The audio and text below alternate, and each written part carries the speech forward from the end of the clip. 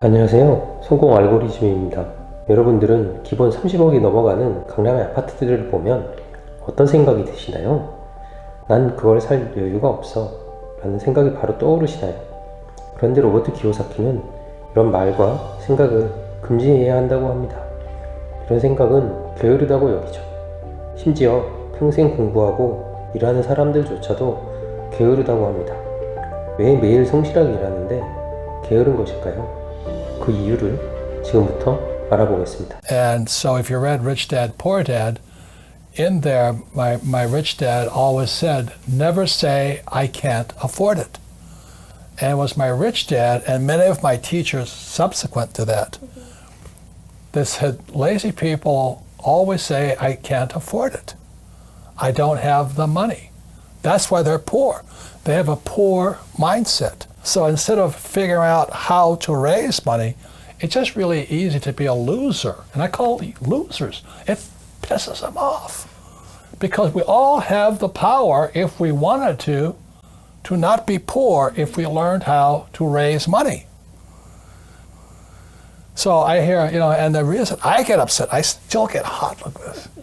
My poor dad, my PhD father, he always said to me, he says, I'd be a rich man if I didn't have you kids. And I said, well, Dad, it's not my fault you had kids. I just can't afford it because I have kids. And the more he said that, the angrier I got. So when I met my rich dad at age 9, he says, well, that's why your old man's poor, because he's lazy. He thinks his PhD is going to carry him. He says, everybody can say, I don't have money, I can't afford it. He says, that's why he's poor. He's lazy. But my father kept going back to school, Stanford, University of Chicago, Northwestern. He never learned any of this stuff. They still don't know it because most teachers want a paycheck, pension, and tenure. They want job security. So the mindset is different. And that's what they teach the kids. So the reason I say only lazy people use their own money is because it takes much more intelligence to raise capital. And so I've never been able, ever since my rich dad, since a little boy, my rich dad forbade me from ever saying, I can't afford it. He says, figure out how you can afford it.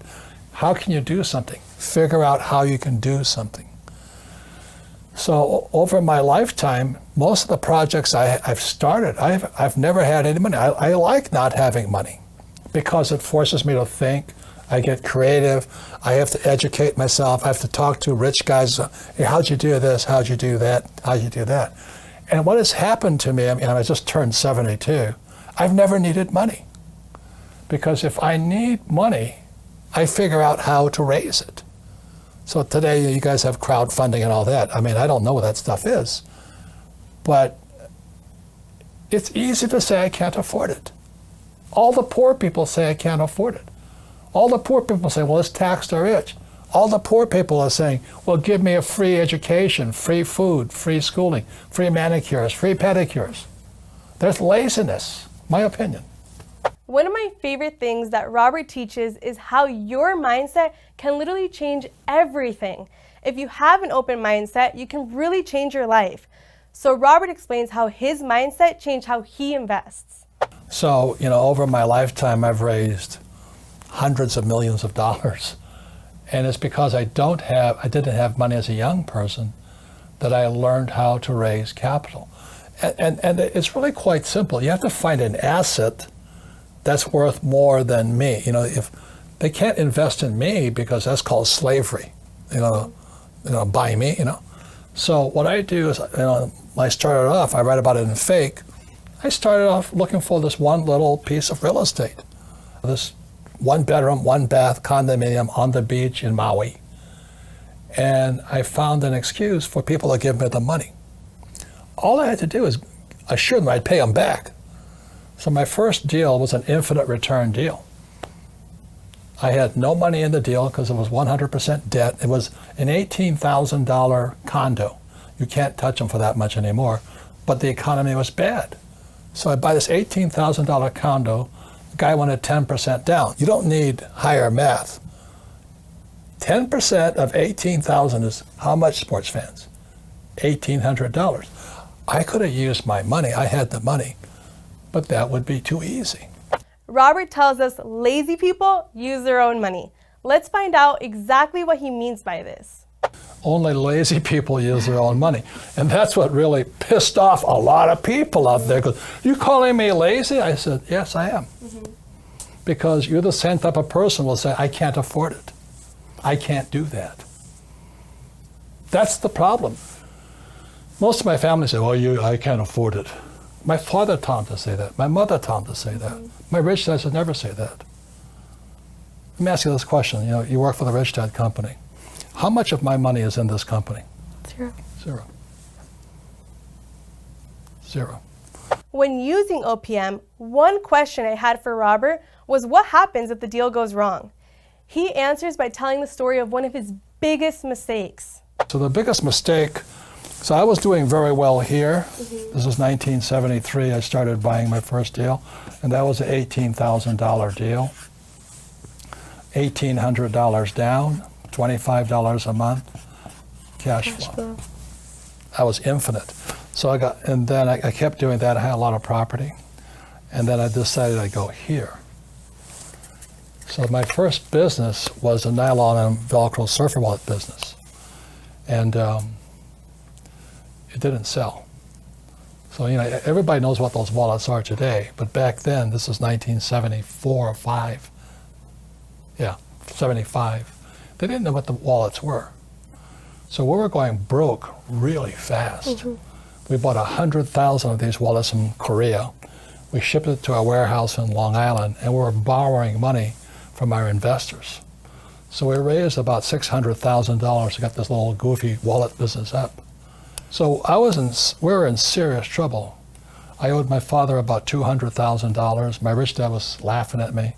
We were going broke so quickly because we couldn't move the wallets, 100,000 of them. They were sitting in this bonded warehouse on Long Island, and nobody would buy them from us. So then, the good thing about stupidity, there it is, makes you smarter. So I started thinking. We started thinking. So what's wrong? And I said, what was happening in the world at that time? All the baby boomers were fat, so they had to start running. So jogging was coming online, and nobody jogged before because, so these guys are all jogging. And then we're reading the paper. We're sitting in Honolulu going broke fast. And we're reading the paper. This jogger went to Golden Gate Park in San Francisco and was jogging around the park. And what the jogger did was he had no place to put his car key. So what did they do? He puts it on the front tire of his car and goes for a jog around the park. So we're reading this newspaper, and voila, when he comes back to his car, the car wasn't there. Oh gosh. So the guy says, they stole my car. Oh my goodness. And so the question was on the headline of the newspaper article, what does a jogger do with their key? And so we sat there and said, oh my God, a problem.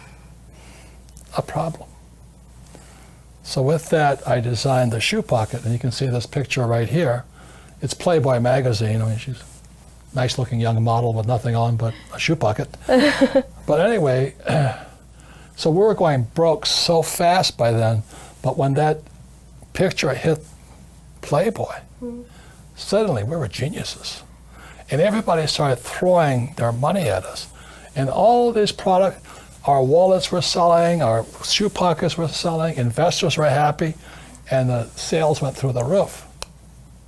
So we were extremely successful. So we went from risk, stupid, smarter, successful. But the problem is how do we finance our inventory?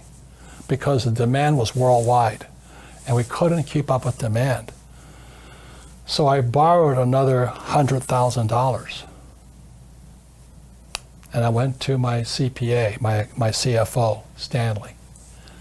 So I said, Stanley, will this $100,000 solve our inventory problem? He goes, yes, it will. So I gave Stanley the check, and he ran off with it. Oh my goodness. I had no signed documentation. I turned it over to him. He said I owed him the money. So that was one of my first, 6-figure, 7-figure mistakes.